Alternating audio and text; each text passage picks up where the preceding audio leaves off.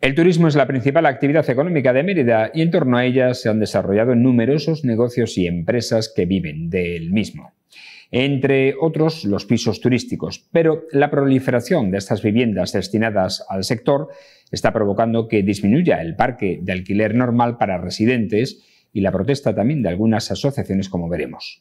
Hoy en La Picota, los pisos turísticos en la capital extremeña.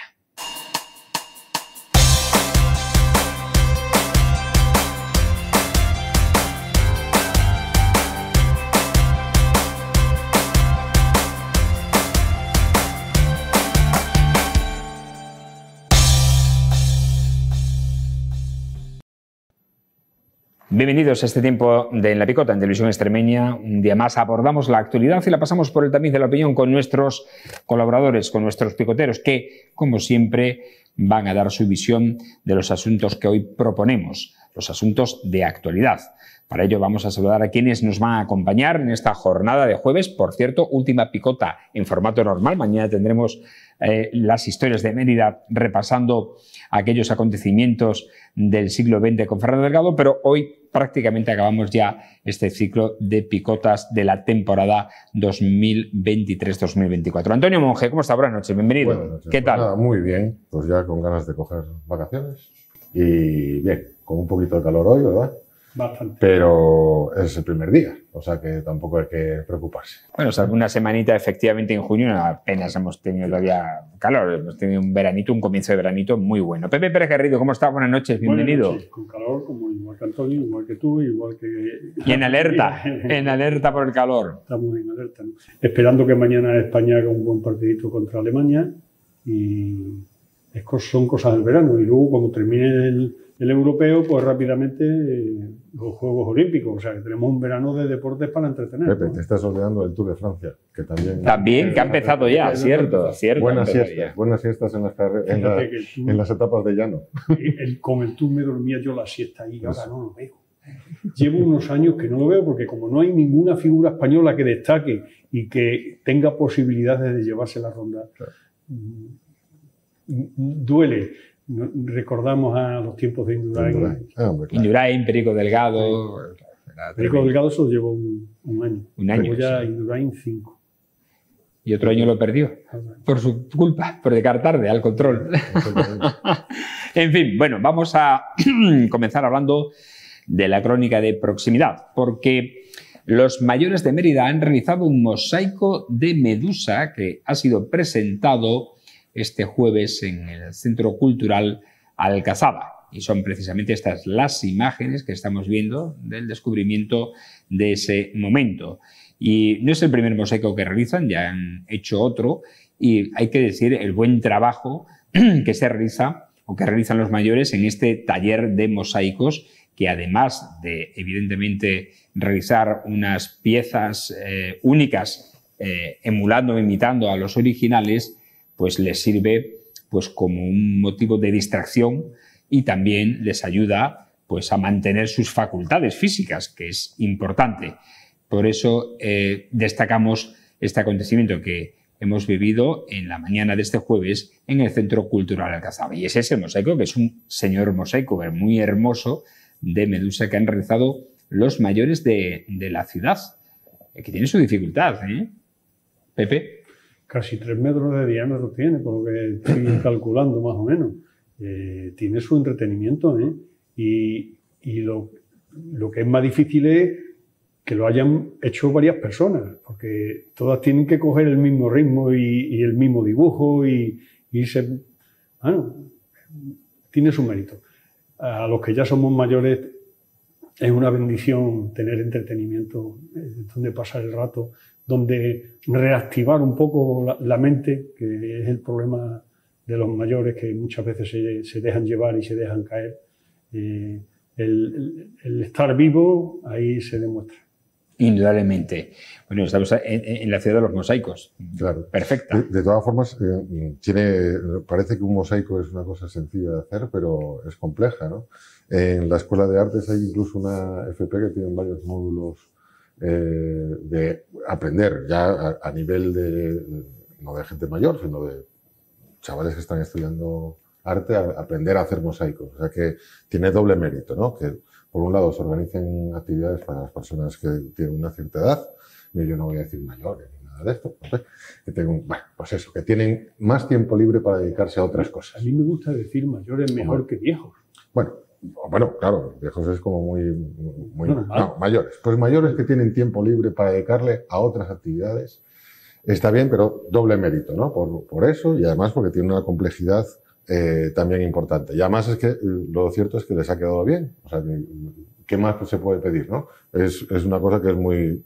Fantásticamente. Y además está en la puerta del auditorio, de la entrada al auditorio del Centro Cultural Capçaba, así que va a ser visto por muchísimas personas ese mosaico. Y a esto se suma, por cierto, el que ha hecho la profesora de mosaico Luisa Díaz, que es toda una experta de Santa Eulalia, ese mural de 50 metros, ese mosaico de 50 metros que se va a instalar, pues suponemos una vez finalice ya las obras de la Puerta de la Villa, allí en la Puerta de la Villa de Santa Eulalia. Y ahora ya con la nueva, con el traslado de la estatua de Santa Eulalia a la fuente. Por cierto, que hay algunas opiniones a favor y otras en contra del traslado. ¿En cuál estáis vosotros? Hay gente a favor y gente en contra.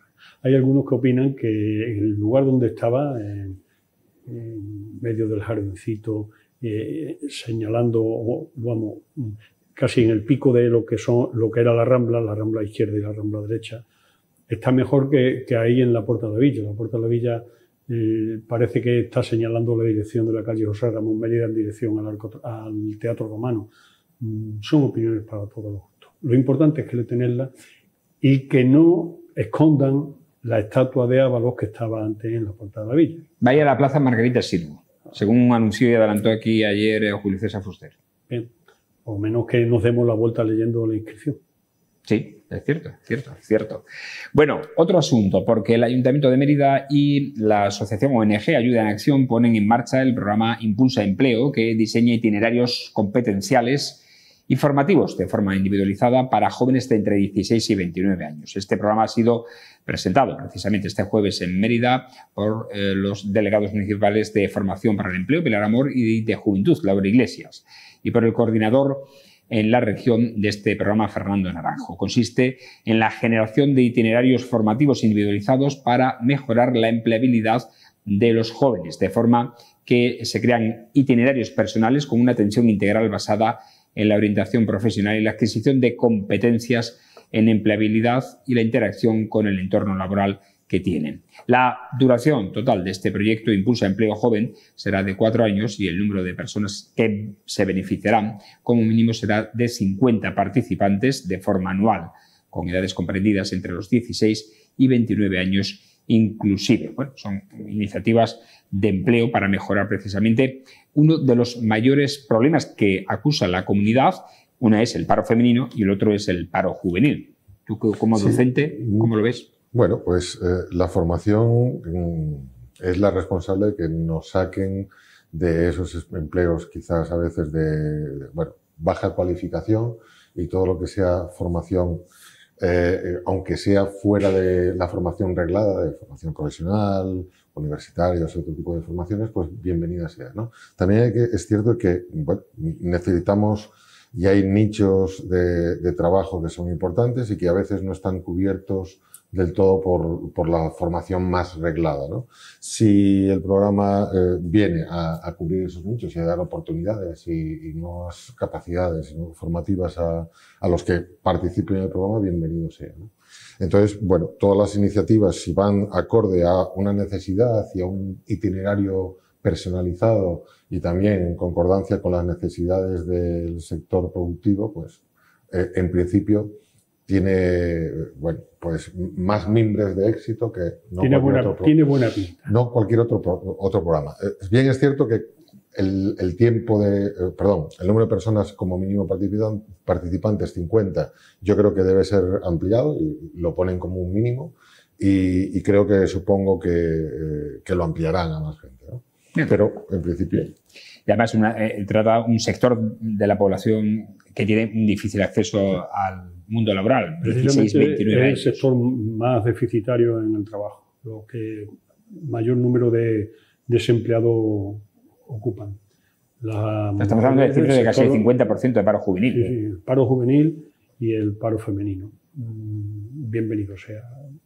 Que sirva para que después ponerse en contacto con empresas y que la orientación a estos jóvenes vayan en dirección a la mejor empleabilidad en empresas, es lo mejor.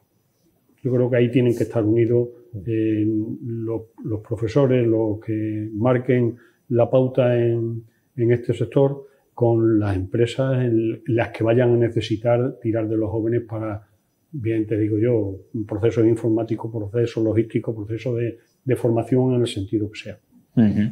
Bueno, entramos ahora en el asunto mollar de nuestra picota, con el que hemos comenzado o hemos abierto nuestro espacio, porque hay ya alguna organización, entre ellas una Extremadura Digna, que ha solicitado al Ayuntamiento de Mérida que regule los pisos turísticos para proteger a los vecinos del centro de la ciudad. Según la coordinadora de esta organización en la capital extremeña, el crecimiento descontrolado del turismo dice que está afectando gravemente a la disponibilidad y precios de las viviendas de alquiler en la zona, obligando a las familias más vulnerables a desplazarse a la periferia en busca de vivienda, familias que tienen su vida y hogar en el centro de la ciudad. La organización denuncia que la falta de acción por parte de las autoridades locales ha generado una crisis habitacional que requiere medidas urgentes. En este sentido, una Extremadura Digna pide al gobierno de la comunidad y a los gobiernos municipales que tomen medidas para compensar estas condiciones adversas y garantizar el acceso de una vivienda digna para todos los ciudadanos, especialmente a aquellos sectores más débiles económicamente en estos momentos donde el turismo está adquiriendo cada vez una mayor dimensión. Antonio. Bueno, yo creo que forma parte de la noticia de la semana, porque tú abres cualquier medio informativo y todos están preocupadísimos con manifestaciones, con protestas, turistas volved a casa y una cierta turismofobia, ¿no? Creo que, por un lado, existe normativa, otra cuestión es que sea una normativa laxa, ¿vale? Pero sí existe una normativa y también existe una cierta proliferación de las viviendas de uso turístico en el centro de la ciudad. Esto lo hemos hablado ya varias veces, no en concreto con las viviendas de uso turístico, pero sí el problema de la vivienda venía hablándose. Y es cierto de que tenemos la necesidad de regular esas viviendas vacacionales que están en nuestra ciudad. Igual que tenemos que regular y tener una cierta preocupación con la proliferación de contratos de alquiler temporales en viviendas de uso habitual. Porque si bien es cierto en Extremadura y en concreto en Mérida no existe una problemática como puede existir en Madrid, Barcelona, zonas de costa, Málaga, por ejemplo, salía ayer en los medios de comunicación, eso no quiere decir que exista cierto problema y no queramos llegar a una situación más crítica como están en esas zonas que están más tensionadas, como también se dice ahora en el argot, ¿no? ¿Qué decir de esto? Bueno, creo que en estos momentos no existe una crisis como quizás plantea Extremadura Digna, una crisis tan profunda y tan metida dentro de la sociedad, así que existe una cierta preocupación que no debe llevarnos a que ahora eso se descontrole y nos obliga a los ciudadanos de Mérida a manifestarnos en contra de la proliferación exagerada del turismo. Creo que no estamos en esa situación, al menos de momento yo no la percibo, pero eso no quiere decir que, bueno, que como organización pues proteste y hace bien en protestar por poner el foco en esto que a ellos les preocupa. Con respecto al tema del precio de la vivienda, bueno, todos los indicadores indican que el alquiler de vivienda habitual en Mérida está alto, pero si comparamos con otras zonas, pues bueno, no está tan alto, ¿no? Esto de alquilar un piso como se alquila en Madrid, Barcelona, Málaga, 1.500 euros, 2.000 euros el mes, aquí no existe. O sea, tienes que... Hombre, también el nivel de vida es menor, ¿eh? Es menor, pero en comparación y por comparación de un nivel de vida y otro, tampoco es comparable. Es mucho más exagerado y existe una crisis habitacional que aquí, de momento, y esperemos que siga así, no existe, ¿no? Eso no significa que pongamos el foco para evitar que eso llegue a pasar. Y a mí me parece bien que de Extremadura Digna, pues bueno, pues pida más regulación, tanto el gobierno autonómico como los gobiernos locales, pero es cierto que no estamos en esa situación. Respecto a las familias en peligro de exclusión o con rentas muy bajas, hombre, también tenemos que hacer una reflexión sobre lo que es el derecho a una vivienda y después que una familia pueda llegar a pagar determinados precios de alquiler cuando sus ingresos económicos pues, no se lo permiten. A mí me gustaría vivir a lo mejor pues no sé, una casa de 300 metros cuadrados con una piscina olímpica, pero primero, no me lo puedo permitir. Esto no significa que permitamos que los precios estén desorbitados, pero también entender que hay determinadas soluciones habitacionales que no van a ser factibles para todo el mundo, debido simplemente pues, a sus propios ingresos económicos, ¿no?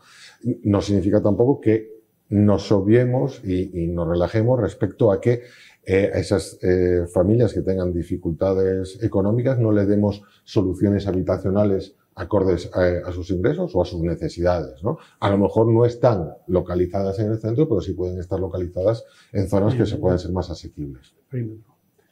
Aquí es el doble problema. El problema de las molestias o no molestias que puedan ocasionar los apartamentos turísticos al resto de los vecinos, o el problema de el incremento de tantos apartamentos turísticos o pisos turísticos que los días que están vacíos vacían la ciudad o las calles en esas zonas, como el problema del alquiler, que es otro problema distinto. Se juntan los dos, se mezclan los dos.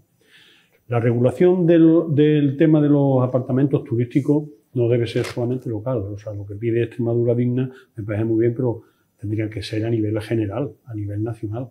De nada sirve que hagamos una regulación en Mérida si se pueden aprovechar los apartamentos turísticos en Calamonte, en Esparregalejo, en Valverde de Mérida, en cualquier ciudad, pueblo, dormitorio que está en el perímetro de Mérida, ¿no?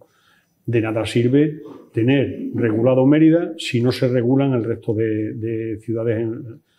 De nada sirve regularlo en Extremadura si no se regulan también en las comunidades periféricas, Andalucía, Castilla-La Mancha, Castilla-León. ¿Por qué? Porque implicaría que vendrían menos turistas aquí a nuestra región, con lo cual estaríamos en más desventaja de la que ya tenemos actualmente en la diferencia de la renta per cápita de unas comunidades con otras, ¿no? La regulación tiene que ser más general. Y en cuanto a lo del alquiler, hay un problema grave, y es que hoy día no se hacen promociones de viviendas para alquiler. No se incentivan. Yo recuerdo que en los años 60, 70, 80, cuando se hacían las famosas viviendas subvencionadas, hubo viviendas que costaban 120.000 euros y tenían una subvención a fondo perdido de 30.000. Las primeras viviendas subvencionadas que se hicieron. Un 25 y en algunos casos hasta un 30% del importe de la vivienda lo subvencionaba el Estado. Tenía que cumplir unas determinadas características. Esa misma forma de construir, de subvencionar, de primar el que se puedan hacer, implicaría una inversión grande que al mismo tiempo generaría empleo y daría más oportunidad de que los que necesitan alquiler de vivienda pudieran acceder a un mercado. Luego también está la picaresca, porque cuando se pilla en alquiler muchas viviendas, sobre todo de promoción pública y gestionadas por organismos públicos, la falta de pago de alquileres y demás es una picaresca muy común, muy extendida. Todo eso habría que regularlo de alguna forma, y yo creo que sería interesante para mejorar la calidad de vida de muchas personas que actualmente están buscando vivienda y no la encuentran, sobre todo los jóvenes. Hablamos de los pisos turísticos, pero en esto está metido también el Airbnb, que son las casas particulares que se ponen a disposición también del sector turístico. Y a mí en la plataforma, por ejemplo, me acabo de meter, he puesto una fecha, a partir del 15 de julio hasta el 19, en Mérida me dan 33 posibilidades, 33 viviendas de Airbnb que no están reguladas ni siquiera, porque los apartamentos turísticos tienen una licencia, tienen unos requisitos, etcétera. Estos ni eso. No, es un alquiler puro y duro. Lo que pasa es que en lugar de ser el alquiler por un año mínimo o años renovables y demás, es un alquiler de corta duración. Por un mes, por 15 días o por una semana o por días. Ya hay varias ciudades grandes y entre ellas está buscando aquí la regulación. Barcelona lo ha regulado ya. Madrid está pendiente de sacar ya un decreto que regule también estos establecimientos y hay muchas ciudades ya que están regulando porque además de no tener ningún tratamiento fiscal, hablando en plata, van en B, no tiene un tratamiento fiscal. Aparte de eso, se supone una actividad económica si son alquileres por más de un determinado tiempo. Es decir, si en su conjunto supera X semanas. También hay una cosa a tener en cuenta y es que en muchos casos estos apartamentos turísticos que están en el centro de la ciudad han servido para mejorar la calidad de la construcción, porque se han rehabilitado casas muy antiguas, se las han mejorado dándole los servicios y las calidades que se le dan actualmente, con lo cual se ha mejorado un poco el standing de viviendas que había en la ciudad, ¿no? Porque había calles en las que son muros de tapial, pisos sin soleras y muchas humedades, sobre todo de capilaridad, viviendas incómodas, habitaciones sin ventilación. Todo eso se ha mejorado en la rehabilitación, que no ha sido para alquilar luego la vivienda, sino para hacer pisos turísticos. Claro. En cualquier caso, también tenemos que tener en cuenta que en la zona centro de Mérida, las soluciones habitacionales que hay, muchas veces no cumplirían todos los requisitos que alguien quisiera para su propia vivienda, como dice, capilaridad, humedades, construcciones muy antiguas, que ni antes ni ahora están en el mercado, con lo cual yo entiendo que teniendo en cuenta simplemente un hecho matemático, no están afectando al tensionamiento de la vivienda alquiler que puede existir en estos momentos en Mérida. Hay que diferenciar partes, por eso, porque esta noticia en realidad es muy amplia y yo creo que está al albur de del boom que hay ahora mismo. De este tipo de noticias de esta semana, ¿no? Hay que diferenciar, por un lado, aquellos pisos que se ofrecen como pisos turísticos pero que están en B y que no están legalizados. Eso lo único que hay que pedir a las administraciones es que se persiga y se puede perseguir. No es necesario normativa a mayores para perseguir a alguien que defrauda Hacienda. Ya eso se tiene contemplado, no hace falta una normativa. Lo que sucede es que quizás a lo mejor no se están persiguiendo en estos momentos ese tipo de soluciones o de ofrecimientos que se hacen a través de la red, Booking, Airbnb, etcétera, etcétera, etcétera. Otra cosa es la normativa propiamente de lo que decías tú, estas reformas de edificios que antes no estaban en alquiler en el Centro de América y que ahora no han salido al alquiler normal o estándar y sí al alquiler de pisos turísticos. Tiene que haber una limitación. ¿Por qué? Porque si no, no podemos llegar a un momento en que nuestra ciudad sea una ciudad museo donde no viva gente, o al menos en el caso contiguo. Y eso no es deseable por nadie. Las ciudades deben ser vivas. ¿Por qué? Porque la gente viva en ellas. No simplemente porque sea una cuestión bonita de venir a ver un centro tipo Walt Disney. No se trata de eso, ¿no? Este equilibrio que debe darse, yo creo que es el que está en estos momentos en el centro. Porque, como dices tú, un alquiler de una vivienda de uso ordinario es un contrato de 1 a 5 años, mínimo. Es decir, tú le ofreces al inquilino 5 años asegurados, excepto los casos que contempla la ley, ¿no? Está el otro tipo de contratos, que son los de por temporada, que ahí ya es donde existe la gran picaresca, ¿no? Tú le ofreces al inquilino 1 año como una única temporada y puedes después, cuando acaba esa temporada, volver a ofrecérselo subiéndole el precio o no. Viene a ser un poco, por hacer el símil, estos contratos temporales que había antes que se convertían temporales de 6 meses y la persona llevaba 20 años trabajando encadenando contratos temporales, ¿no? Es una trampa en toda regla. Y por otro lado están los pisos turísticos, que yo entiendo que tiene que haber un tope porcentual. Es decir, en determinadas zonas no permitir más de tantas viviendas atendiendo a tal. Eso se podría hacer también con el Plan General de Ordenación Urbana. En el planeamiento urbanístico se podría limitar de alguna forma la capacidad de dar licencias de apertura o licencias de actividades a un número determinado porcentualmente en función del número de viviendas que haya.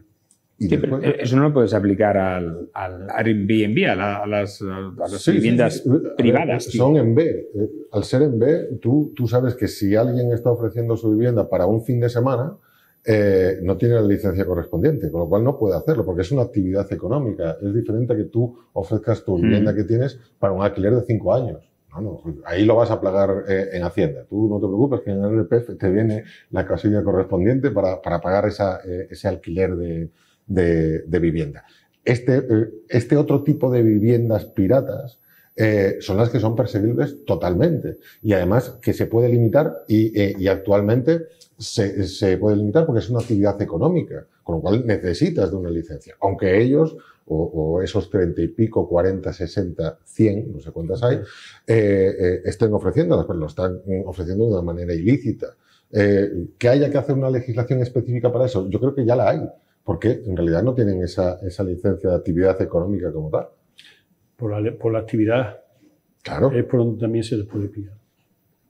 Por eso, entonces eso. Lo que sí es cierto es que, claro, si tú tienes 100 viviendas que andas dedicadas al alquiler y retiras 20, significa que las 80 restantes van a subir el precio. Entonces, porque va a haber más demanda, exactamente, con lo cual baja la oferta, sube la demanda. Como bien decías tú, es que no se construye. Y de hecho en Mérida ahora están empezando a construir vivienda. Ni tan siquiera digo que sea de alquiler, pero vivienda nueva. Porque desde el 2008 yo creo que ha habido un desierto de construcción en toda regla. Me lo vas a decir a mí. ¿Verdad? Ha habido un desierto. Mis últimos años de vida laboral, desde el 2010 más o menos al 2015, prácticamente rehabilitaciones y poco más. Claro. Entonces, si no construimos... Y certificado, ¿no? No, yo no, porque yo estaba en una empresa. Claro. Pero si no construimos y retraemos vivienda de la posible vivienda, ¿qué va a pasar? Que la que quede va a subir de precio. Es lógico. Normal. No por eso digo yo que también se tienen que implicar las administraciones y ofrecer posibilidades de que aparezcan. Y sobre todo porque no promotores que pongan vivienda en alquiler, no solamente en venta. Y sobre todo porque no estamos perdiendo población. Mérida no está perdiendo población en números en bruto. Lo que pasa es que tampoco ganamos. O es tan mínimo que no se nota. Gana muy poquito, pero muy poquito, efectivamente. Sí. Bueno, de momento estamos ya en 60.000, ¿no? Sí. Ya se ha superado esa barrera de los 60.000 habitantes. Vamos a hablar de otro tema que también preocupa en la política nacional, sobre todo a los presidentes de las comunidades autónomas, que es la financiación autonómica o la política fiscal. Y es que el vicepresidente segundo del Senado y expresidente de la Junta de Extremadura, Guillermo Fernández Vara, ha recordado que la política fiscal de las comunidades autónomas debe construirse, dice, sobre la base de la solidaridad entre las regiones, que viene establecida en la Constitución, al hilo de la singularidad que defiende el Gobierno central para con Cataluña. En la inauguración del 13º Foro de las Autonomías, que se ha celebrado en el Senado, el expresidente socialista extremeño ha reflexionado sobre el estado de las autonomías y ha puesto el foco en que el artículo 2 de la Carta Magna fundamenta la indisoluble unidad de España y reconoce y garantiza el derecho a la autonomía de las nacionalidades y regiones que la integran y la solidaridad entre todas ellas. Centrado en cuestiones de política fiscal, Vara ha comenzado recordando que tributan las personas, no los territorios, y que partiendo de la base que otorga ese artículo 2 de la Constitución, la solidaridad entre las regiones debe ser el que vertebre todas las decisiones que se tomen en torno a este asunto. Esa es la teoría. Ahora hay que llevarlo a la práctica. Pepe. Total, lo que ha dicho es poco, ¿no? Llevarlo a la práctica es muy difícil. Pero bueno, yo creo que Guillermo tiene ahí una posibilidad que se lo diga a su amo, al que decía Óscar Puente, eso, el puto amo, ¿no? Se lo diga a Sánchez. Oye, Sánchez, no mejores Cataluña, da solidaridad. Y por cierto, tuvimos hace 2 semanas aquí hablando de solidaridad también y del problema con Cataluña, ¿te acuerdas? Sí. Comentó Javier Naranjo. Julio. Comentó una cosa que yo me quedé un poco extrañado. Él justificaba que habría menos solidaridad porque se habían quitado impuestos, ¿te acordarías? Sí. Que se habían quitado impuestos en Extremadura. Y hablaba de 980 millones. Yo me quedé un poco asombrado. Le dije que no creía, pero él decía que sí, que lo había visto en un país. Yo he estado rebuscando en Google, en San Google, ¿no? En la enciclopedia. Datos del año 2021. El impuesto de patrimonio recaudó 1,3 millones de euros en Extremadura. ¿En 2021? Lo he visto yo en una página de Google. Datos de 2017. Lo recaudado por el impuesto de sucesiones, antes de que se hicieran las exenciones que se hicieron por parte del gobierno socialista, lo que se recaudó en el 2017 eran 36 millones de euros, que se habrá reducido pues en un 60, un 70% cuando han quitado el 90% del impuesto de sucesiones, cuando lo han quitado la bonificación, sí. Se ha bonificado. Eso nos da como mucho 40 millones de euros al año, no 980 millones. O sea que esa justificación de decir, no, es que hay algunas regiones que están perdonando a los ricos. No es a los ricos, lo que está intentando es atraer capital que venga aquí a la región, que invierta aquí y que se queden aquí. Lo que yo pienso. Con respecto, eso es el inciso de la picota de hace 2 semanas. Con respecto a de lo que estamos hablando, yo creo que está muy claro. No podemos cada vez separarnos más como nos estamos separando las regiones ricas de las regiones pobres. Cada día, con la excusa de que hacen falta los 7 votos o los 14 votos de los independentistas, les damos y les regalamos más. Quisieron el indulto, le dieron el indulto. Quisieron la amnistía, le han dado la amnistía, aunque todavía no se está cumpliendo completamente. Van a pedir referéndum inmediatamente y van a pedir la financiación y van a pedir todo. No se le puede dar todo porque en España estamos 45 o cerca ya de 50 millones de habitantes y la solidaridad, como bien ha dicho Guillermo Fernández Vara, tiene que ser porque tributamos las personas, no tributan los territorios. Antonio. Bueno, no voy a llevar la contraria a Fernández Vara, porque no, porque estamos ya entrando en verano y para qué. Pero, por cierto, déjame que haga un paréntesis, es que nos alegra que haya vuelto a la actividad ya política, a su actividad después de las sesiones de quimioterapia que por su enfermedad y después de su cirugía ha tenido. Claro. No, hombre, por supuesto, y además hay una parte que me alegra que vuelva a estar activo en política, porque yo creo que es un, bueno, pues aparte de buena persona y todo eso, pero yo creo que es un activo en la política. Estemos de acuerdo con él políticamente o no. Cuando Vara dice que, claro, la financiación se basa en lo que aporta cada persona, bueno, es que eso, decir eso así, tal y como lo dice, creo que es peligroso.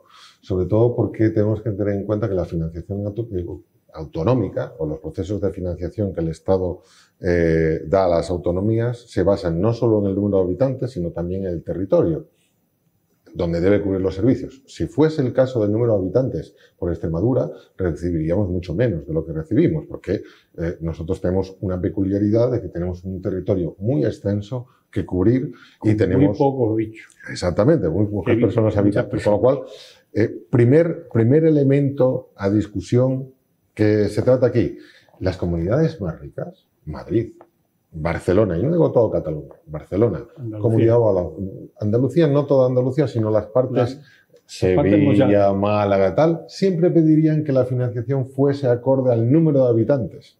¿Por qué? Porque les compensa. Es que nosotros estamos por debajo de 1 millón de habitantes. Nosotros somos un barrio periférico de Madrid en toda nuestra extensión territorial. Si recibiésemos la parte correspondiente que ellos reciben por el número de habitantes, saldríamos perdiendo y mucho. Con lo cual tiene que haber un equilibrio. Ahí está donde está el problema de la financiación autonómica. Cuando una comunidad autónoma pide más, lo que está pasando es que el resto, como es el caso ahora, pues dicen, me parece muy bien, pero entonces yo también quiero más, o si no, a mí no me retraigas. ¿vale? Porque en realidad, cuando tú tienes una tarta que repartir y le das un trozo más grande a otro, significa, irremediablemente, que el otro se quedan con un trozo de tarta más pequeño.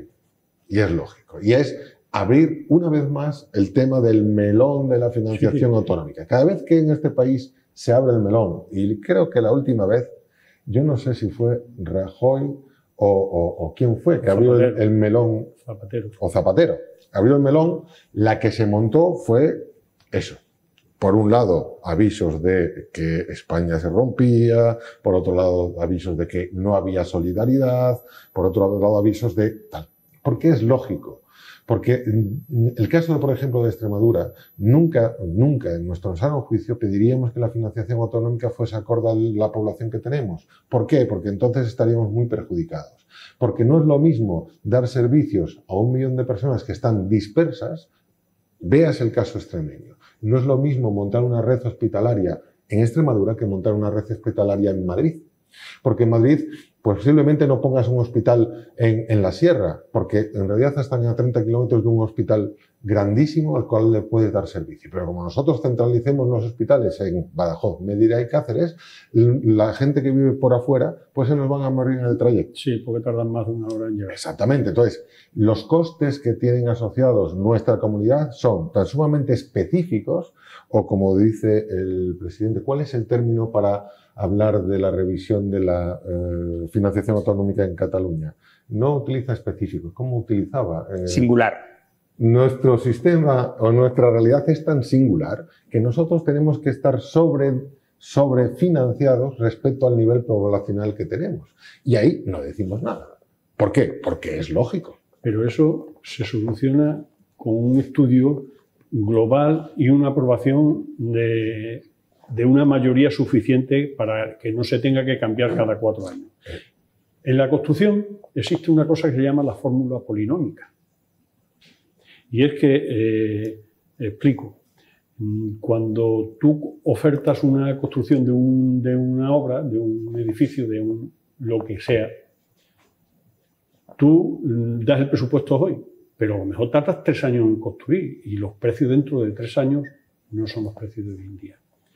Según la tipología de la obra, la fórmula polinómica varía. Entonces, interviene el personal, interviene la mano de obra, interviene el acero, interviene el cemento, interviene madera, los materiales más singulares que hay, y en función de los incrementos se incrementa el presupuesto de la obra.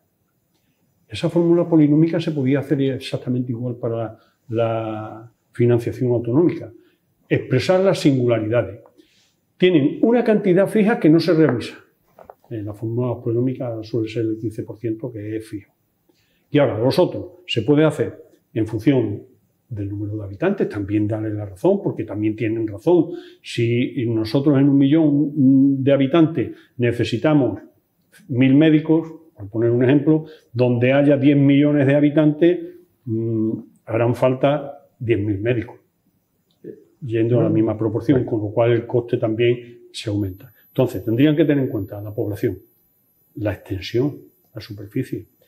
Una cosa muy importante que también lo han dicho en Galicia, los concejos, los ayuntamientos, según el número de ayuntamientos que haya. No, pero en ese gana Galicia. Sí, no, sí. En ese gana Galicia. Pero ves cómo Galicia dice, y los concejos no. Pero en nuestro caso, por ejemplo, cuenta todo. En nuestro caso es la dispersión geográfica, nuestro coeficiente. Pues con todo eso se puede llegar a un acuerdo. Lo que no se puede hacer es que el acuerdo sea la singularidad catalana, que a mí me das 15.000 millones porque yo tengo una deuda de 75.000, porque yo he gastado de más, he mal empleado el dinero de los impuestos de los catalanes y lo he gastado en lo que me ha salido de la pera, y ahora que me lo pague la teta del Estado. Porque si en Extremadura no se han endeudado en esa proporción, vuelve a salir perdiendo.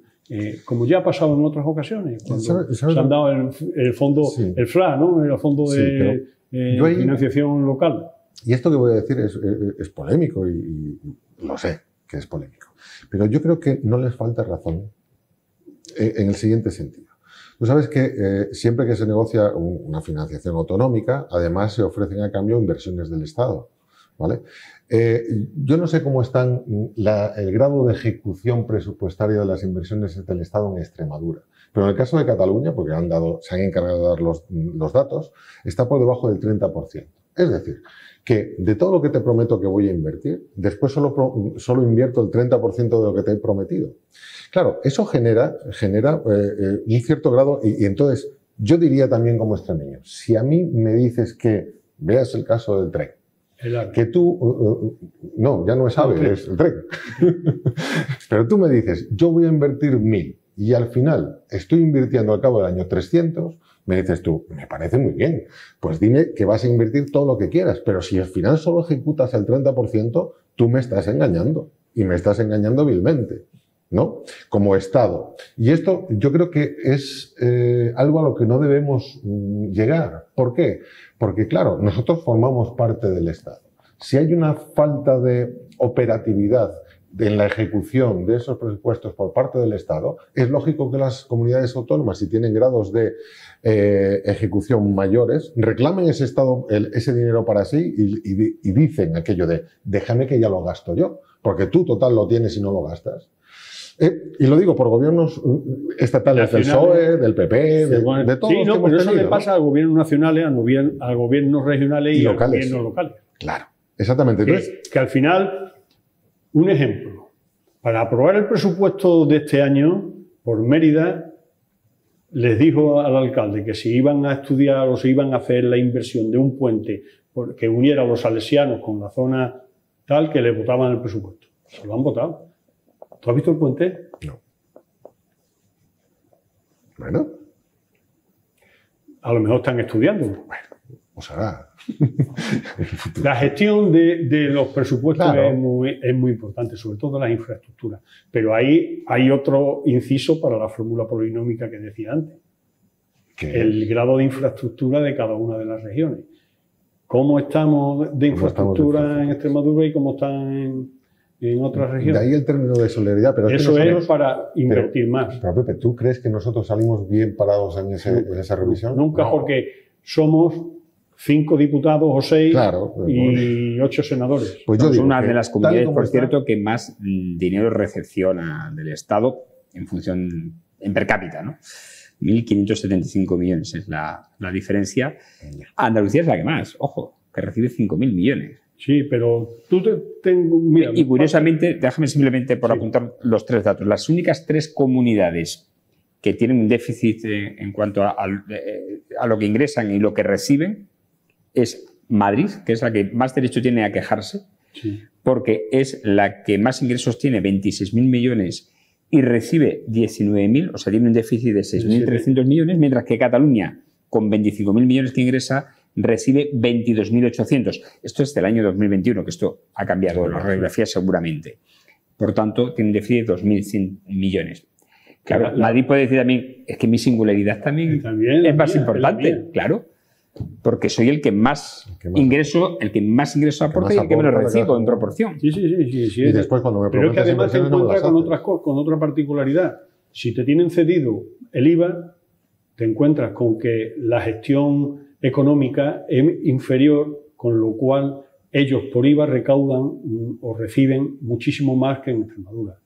Si te pones, nada más que tenemos que hablar de la central nuclear de Almará, que siempre la ponemos de ejemplo, que tributa en el País Vasco o por allí arriba. Si te pones a pensar en el impuesto de la renta de las personas físicas, pues estamos en las mismas. Equiparando los sueldos que hay en toda España, si por un trabajo aquí se gana 1.000 euros, en Madrid se ganan 2.000. Lógicamente, al pagar el IRPF sobre 2.000, primero sube más el porcentaje y en segundo lugar es sobre más cantidad, con lo cual reciben más dinero de impuestos de la renta y por eso se pueden permitir bajar un pelín la cuota regional.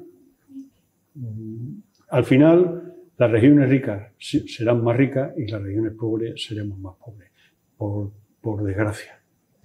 Bueno, en fin, a ver cómo acaba todo esto, porque aquí estamos hablando, se nos llena mucho la boca, sobre todo los políticos, de la ayuda a las zonas rurales, ¿no? De la despoblación, y aquí es donde se ve, porque esto sí que es una herramienta fundamental, la financiación autonómica para evitar la despoblación. A ver, ¿en qué queda esto? Pues nada, que cada vez que se abre el melón de la es mejor cerrarlo. es mejor no taparlo, Taparlo no de ver nada, y hasta dentro de unos años, ¿no? Madrecita, que nos quedemos como estamos. Señores, nos vamos, no hay tiempo para más. Nos hemos pasado con bastante del tiempo que teníamos previsto para esta picota. Nos queda algún tema pendiente, pero ya lo abordaremos, no en la siguiente, pero sí en la próxima temporada, ya en el mes de septiembre, cuando regresemos tras la Feria de Mérida. Así que agradecer a nuestros picoteros su asistencia, su opinión y desearles un feliz verano. Pepe Pérez Garrido, que lo disfrutes mucho. Muchas gracias, feliz verano a todos los que nos están viendo, todos los emeritenses, a vosotros también. Que descansemos, nos relajemos y vengamos con fuerzas nuevas a partir de septiembre. Pues Antonio, feliz verano. Nada, que lo sobrellevemos bien, ¿eh? Y salgamos dignamente el verano. ¿Tú te vas hacia latitudes más frescas? Sí. Yo aquí no tengo la posibilidad de ir a ver a la familia y tal, que coincide, curiosamente, que vive en el norte, con lo cual Se está más fresquito. Señores, y a ustedes. Dormir con una mantita arropado en verano Tiene su aquel. Tiene su aquel, efectivamente. El año pasado estuve yo allí en tu tierra y eso, efectivamente, se dormía muy bien. Sí. Nos vamos a decirles que mañana regresamos otra vez en la picota, no es la última, ya será ya la última, pero vamos a hablar, o vamos a dedicar las historias de Mérida, porque vamos a hablar de la presencia militar en Mérida y de la historia del cuartel Hernán Cortés, de cómo se gestó y también cómo se fue en el año 97 con Fernando Delgado, cronista oficial de la ciudad. Hasta entonces... Aquí hay un artillero. Tú eres artillero. Hablaremos de Santa Bárbara y de la festividad que, por cierto, era una gran festividad celebrada en Mérida. Una hermosa festividad. Cierto. Que les invitamos a que mañana nos sigan de nuevo tanto en la TDT como en nuestros medios digitales. Así que hasta entonces, buenas noches y sean felices.